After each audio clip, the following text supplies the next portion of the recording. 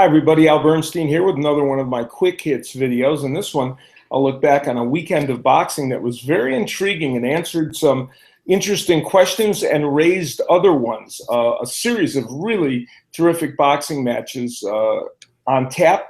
And one of them that would really get the interest of boxing fans was Adrien Broner going against Shawn Porter. Now, they fought at 144 pounds. It was a catch weight that probably helped stack the deck a little bit against Shawn Porter.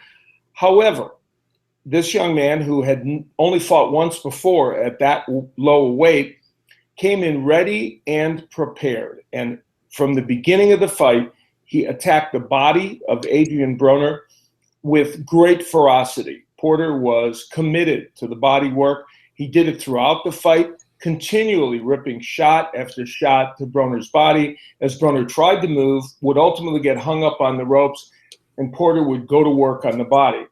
During the course of this fight, Adrien Broner held continually. Astonishingly, Tony Weeks, who is normally a fine referee, did not take any points away and really seldom warned Broner. Would ultimately take a point away later, but as the fight wore on, Broner used that tactic. And over the first 11 rounds of the fight, the aggression of Porter was controlling the fight.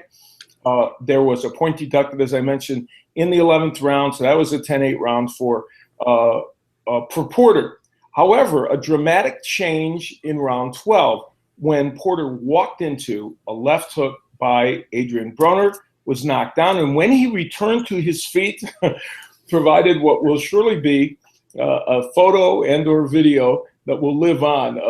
An interesting look on Shawn Porter's face as he got up and said, okay, that was interesting.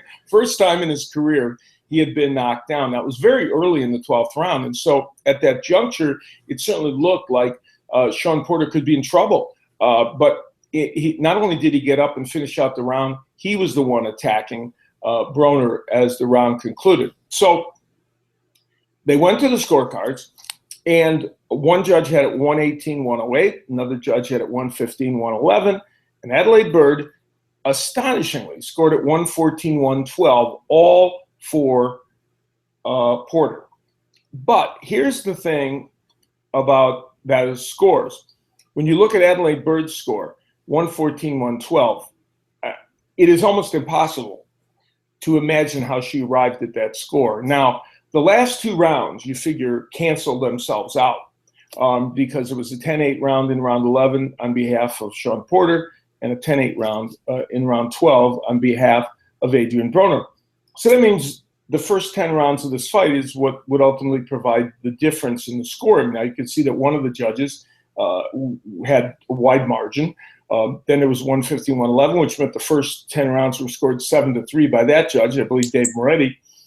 And that means Adelaide Bird had the first 10 rounds 6-4 only for Porter, which is, to be honest, absurd.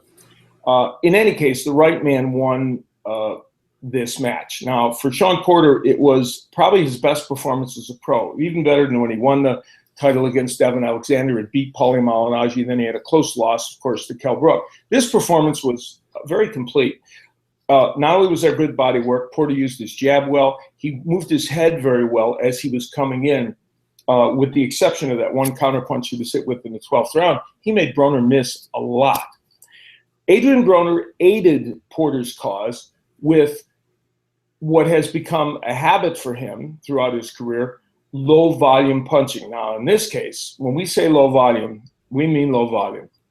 He threw 26 punches around, averaged 26 punches around.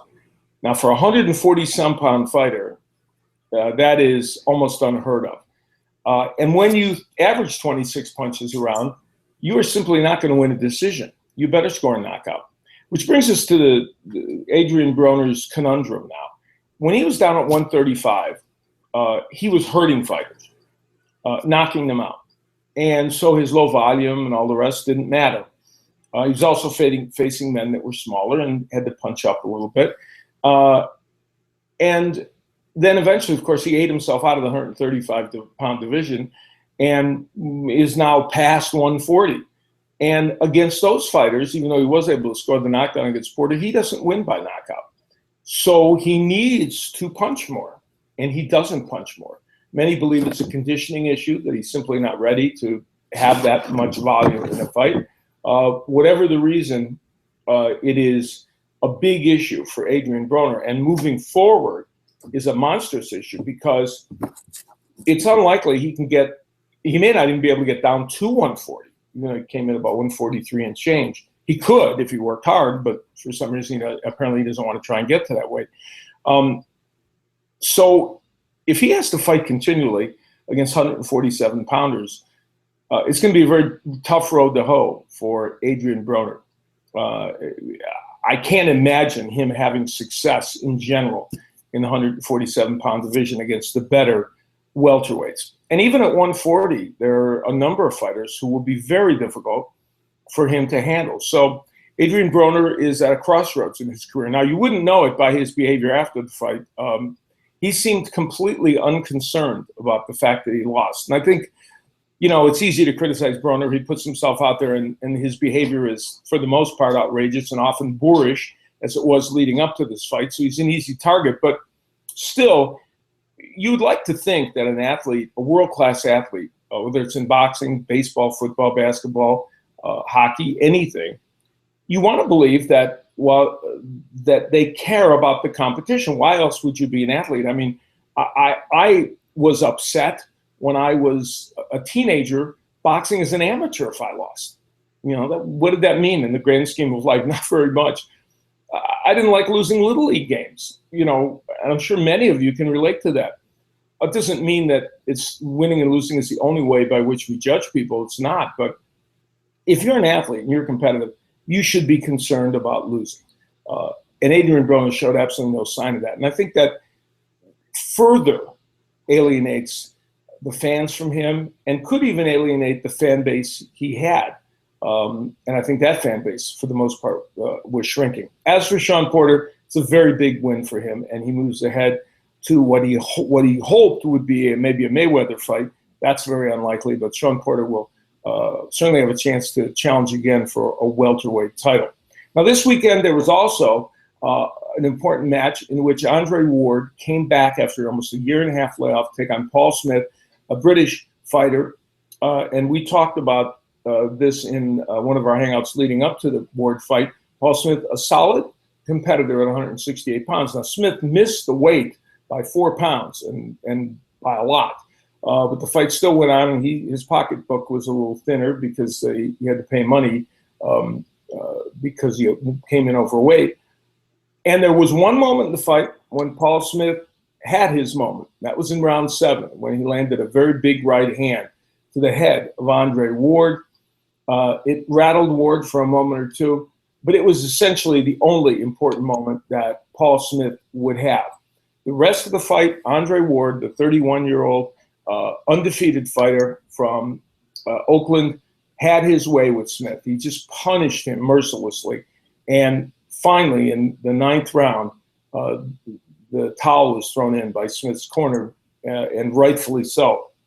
And so Andre Ward, in front of over 9,000 fans at the Oracle Arena, the same site where the Golden State Warriors had performed so well in the NBA Finals. And in fact, Steph Curry was on hand to watch Ward fight. Ward kept the winning streak going at the Oracle with a big win in front of his hometown crowd. Now, it wasn't just that Ward won, but it was that he showed great skill in doing it. He said there was a little ring rust, but not much of it was discernible to the people watching. He fought a very, very good fight. And later he and Virgil Hunter, his trainer, said he would, even though this fight was fought at 172, he would go down the campaign at 168 pounds. So we'll see him back defending a 168-pound title, and we'll see what big fights are out there for Andre Ward. But there's no question he made a statement that he is back. One other fight this weekend I want to comment on. David Lemieux, a Canadian middleweight, won a version of the middleweight title by beating Hassan Endam. And he had multiple knockdowns in this fight of Endam, But it was still a very exciting fight because in the rounds in which Endam didn't get knocked down, he did very well and made it a very competitive fight, which is almost exactly the way Endam's fight went with Peter Quillen when he was challenging for a world title and lost that decision. But David Lemieux stamps himself again as a very exciting fighter. He's like a gunslinger from the West. He's got a hell-bent for leather style, and he's either going to get you or you're going to get him. And I think David Lemieux is somebody to watch in the future, another win or two, and I think people would be very interested to see him and Gennady Golovkin go at it in the ring.